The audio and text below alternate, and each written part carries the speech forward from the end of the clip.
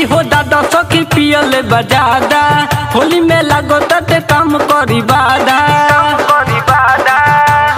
होली हाँ। आई हो दादा सखी पियल बजादा होली में लागो तते काम करी बादा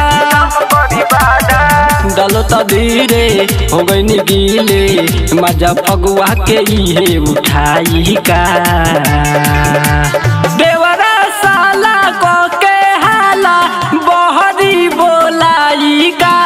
ऐसो के होली चांद कपा देखलाई का देवरा साला को के हाला बहरी बोलाई का ऐसो के होली चांद कपा देखलाई का होली हाँ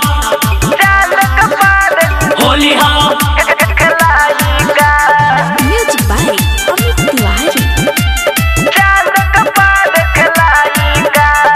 नासा में नाचो तो साया साड़ी धरता जब कवारी हो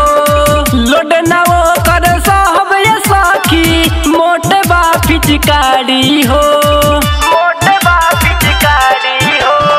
नासा में नाचो तो साया साड़ी धरता जब कवारी हो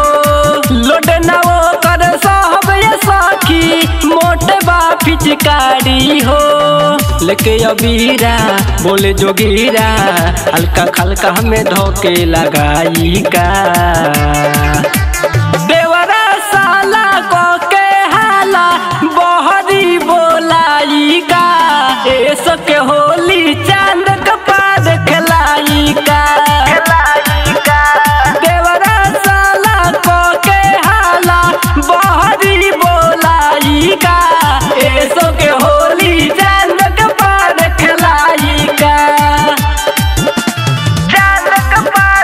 होली हाँ होली हाँ।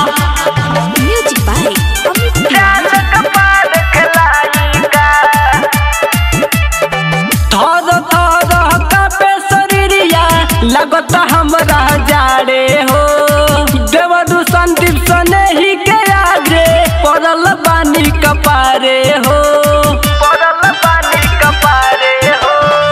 थोड़ा थोड़ा कापे शरीरिया लगता हमरा जाड़े हो राइटर राम परवेश के आगे पड़ल बानी कपारे हो रंगता ढोरी रंगवा घोरी ई मजाक में हद पार कोरी का देवर